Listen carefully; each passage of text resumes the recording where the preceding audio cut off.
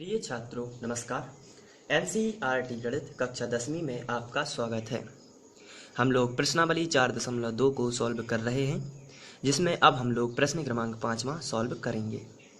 इसमें दिया गया है एक समकोण त्रिभुज की ऊंचाई इसके आधार से 7 सेंटीमीटर कम है।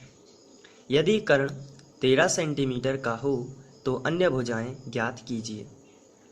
तो सबसे पहले मैं आपको समकोण त्रिभुज बता देना चाहता हूँ किस तरीके का होता है। तो समकोण त्रिभुज में एक कोण होता है 90 अंश का और बाकी जो कोण होते हैं वो 90 से कम होते हैं। तो यहाँ पे आप जो चित्र देख रहे हैं यह एक समकोण त्रिभुज की आकृति हो सकती है, क्योंकि यहाँ पर ये है 90 डिग्री का, बाकी ये कोण 90 से कम है। तो इसे हम समकोण त्रिभुज कहते हैं।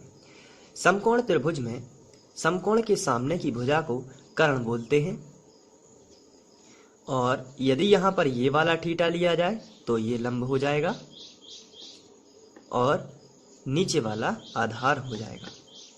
तो ये समकोण त्रिभुज की कुछ प्रॉपर्टी हैं जो आपको ध्यान रखनी है। लेकिन सवाल जो है उसको हम दूसरे तरीके से ही करेंगे, अपने सरल तरीके से करेंगे। तो चलिए अब हम शुरू करते हैं। क्वेश्चन में दिया गया है एक समकोण त्रिभुज की ऊंचाई इसके आधार से 7 सेंटीमीटर कम है। तो सबसे पहली बात यह है कि जो ऊंचाई है वो आधार से 7 सेंटीमीटर कम है, यानी कि आधार पता होना चाहिए, उसमें से 7 घटाओगे तब ऊंचाई मिलेगी। तो आधार से 7 सेंटीमीटर कम है, यानी कि सबसे पहले तो आपको आधार पता होना चाहिए। लेकिन कंडीशन ये है कि हमें आधार भी पता नहीं है कि आधार क्या है, और इस क्वेश्चन में लिख दिया गया है कि समकोण त्रिभुज की ऊंचाई इसके आधार से 7 सेंटीमीटर कम है। तो ऊंचाई इन्होंने कहा है कि ऊंचाई चाहिए यदि आपको तो आधार से 7 सेंटीमीटर कम करो, यानी कि आधार से 7 घटाओ। इसका मतलब ये है कि आधार ही पता नहीं है तो किसमें से हम 7 घटाएंगे। तो सबसे पहले आपको क्या करना है, आधार को x मान लेना है। तो भले ही क्वेश्चन में शुरू में ऊंचाई लिखा है, लेकिन आपको सॉल्व कहाँ से स्टार्ट करना है, आधार से। आधार तो माना समकोण त्रिभुज का आधार x सेंटीमीटर हो। तो लिखिए, तो हम मान लेते हैं माना समकोण त्रिभुज का आधार x सेंटीमीटर है। अब ये तो हमें आधार मिल गया, इसके बाद हमें ऊंचाई भी चाहिए। तो ऊंचाई को हम लंब भी बोलते हैं। तो ऊंचाई जो होगी वो क्या हो जाएगी, ऊंचाई बराबर आधार से 7 सेंटीमीटर कम, यानी x से कम यानी माइनस 7 सेंटीमीटर कम। तो ऊंचाई होगी x माइनस 7 सेंटीमीटर। इसके बाद कर्ण हमें दिया गया है, तो कर्ण जो होगा वो हमें दिया गया है, ये हमें न्यूमेरिकल्स में दिया गया है 13 सेंटीमीटर। तो ये ज्यों का त्यों। तो आपको इतना समझ में आ गया होगा।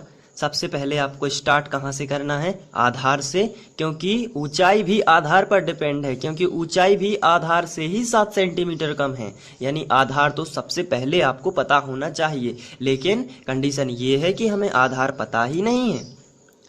तो फिर ऐसी स्थिति में आधार हम क्या मान लेंगे, x मानेंगे, और ऊंचाई निकालेंगे क्वेश्चन के अनुसार, यानी कि उसी में से 7 घटा देंगे तो सेंटीमीटर में हमें ऊंचाई आ जाएगी, और कर्ण हमें दिया गया है। अब हम अपने चित्र में ध्यान से देखेंगे। आधार हमें मिला है x, लंब यानी ऊंचाई मिली है x माइनस 7, और कर्ण मिला है हमें 13 सेंटीमीटर, यह हमें दिया गया है। तो समकोण त्रिभुज में हम क्या लगाएंगे, अब पाइथागोरस। ये चित्र भी आप बना सकते हैं बगल से। चलिए अब हम इसमें लगा देते हैं पाइथागोरस प्रमेय। तो हम यहाँ पे स्टार्ट करेंगे समकोण त्रिभुज। आपको चित्र बना लेना है बगल से, उसके बाद आप ताकि आप लिख सकते हैं समकोण त्रिभुज A और B बीच में बताना है जहाँ 90 का बना हो। तो ABC में पाइथागोरस प्रमेय से। तो पाइथागोरस प्रमेय आप लोग जानते हैं, कर्ण का वर्ग होता है, कर्ण का वर्ग बराबर लंब का वर्ग धन आधार का वर्ग। तो ये पाइथागोरस प्रमेय होता है। अब यहाँ पे आपको चित्र में देखते जाना है कर्ण कितना है। तो समकोण के सामने की भुजा कर्ण होती है, और कर्ण हमें दिया गया है 13। तो हम यहाँ पे लिखेंगे 13 का वर्ग बराबर के नीचे बराबर, लंब हमें दिया गया है x माइनस 7, तो x माइनस 7 ही लिख देते हैं, और वर्ग लगा है तो वर्ग लगा देते हैं। इसके बाद प्लस लगा है तो प्लस, आधार हमें दिया गया है x, तो हम यहाँ पे लिखेंगे x का वर्ग। चलिए अब इसको सॉल्व कर लेते हैं इतने इक्वेशन को। तो 13 का वर्ग होता है 169 बराबर x माइनस 7 का वर्ग, तो यहाँ पे सर्व समीकरण लगाते हैं, तो यहाँ पे हमें मिला है x माइनस 7 का वर्ग, और इसकी जगह पर हम लिखेंगे a माइनस बी का वर्ग, जो होती है सर्व समीकरण a वर्ग धन b वर्ग ऋण 2ab, ये सर्व समीकरण होती है। a वर्ग, a का मान कितना है x, तो हो जाएगा x का वर्ग, प्लस लगा है तो प्लस b का मान है 7 यानी 7 का वर्ग 49 माइनस 2, a का मान है कितना x और गुणित b का मान कितना है 7। तो इसको आगे सॉल्व करोगे तो ये तो ज्यों का त्यों रहेगा, ये हो जाएगा 7 दूनी 14x, तो माइनस 14x यानी x वर्ग प्लस 49 माइनस 14x। तो चलिए हम यहाँ पर लिख लेते हैं x वर्ग plus 49 minus 14x plus x वर्ग। अब इसको आगे सॉल्व करेंगे तो 169 ज्यों का त्यों रहेगा, एक x वर्ग और एक x वर्ग हो जाएंगे 2x वर्ग माइनस 14x प्लस 49। इसके बाद हम 49 का पक्षांतर इस तरफ कर देंगे, क्योंकि संख्या संख्या एक तरफ कर देते हैं और x x एक तरफ कर देते हैं। तो 169 ये प्लस का 149 है, इसका पक्षांतर इस तरफ करोगे तो माइनस का 49 आएगा, क्योंकि 49 है ये, बराबर 2x वर्ग माइनस 14x, ये एक तरफ हो जाएंगे।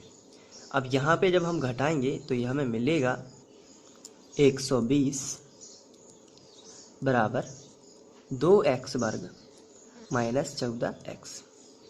120 का पक्षांतर इस तरफ कर लेते हैं तो बराबर में 0 आएगा। तो चलिए पक्षांतर कर लेते हैं, तो आगे बढ़ते हैं और पक्षांतर करते हैं।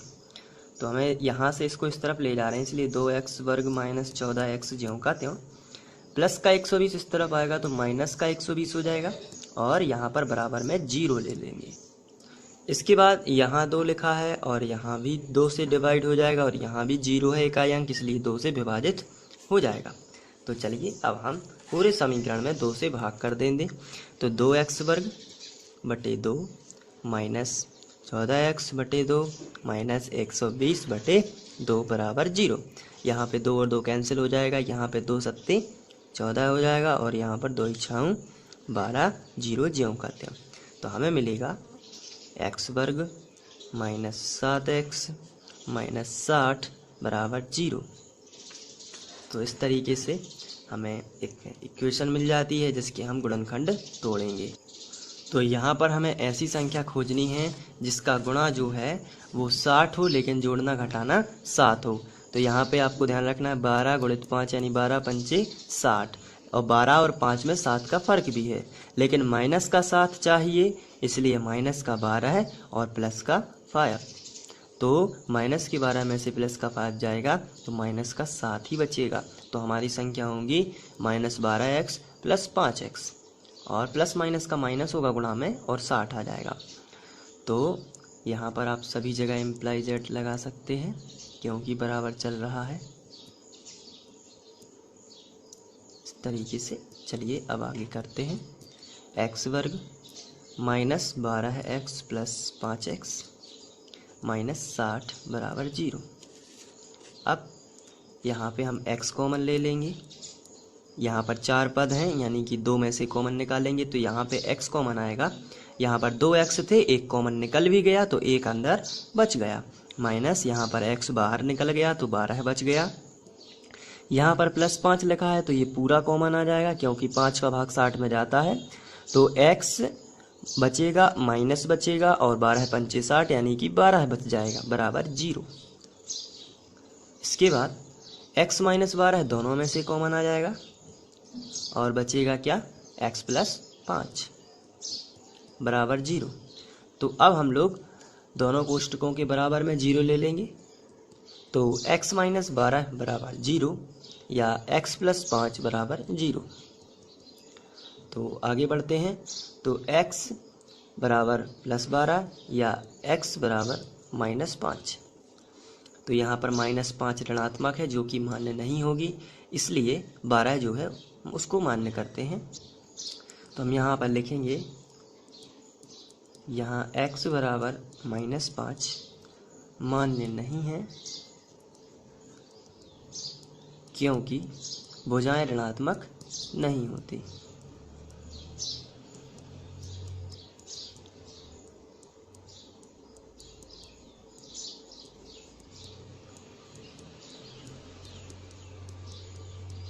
तो फिर x बराबर 12 जो है वो मान्य है। तो x बराबर 12 मान्य है, तब आधार माना था हमने x, तो आधार कितना आ गया 12 सेंटीमीटर, और लंब माना था हमने, लंब बराबर था x माइनस 7 यानी कि 12 माइनस 7 यानी कि 5 सेंटीमीटर। तो ये लंब और आधार दोनों आ जाएंगे, और कर्ण तो हमें दिया ही गया था 13 सेंटीमीटर। तो इस तरीके से ये क्वेश्चन सॉल्व हो जाता है। तो आशा करता हूँ ये आप लोगों को समझ में आ गया होगा। यदि समझ में आया है तो आप मुझे कमेंट करके बता सकते हैं। Thank you.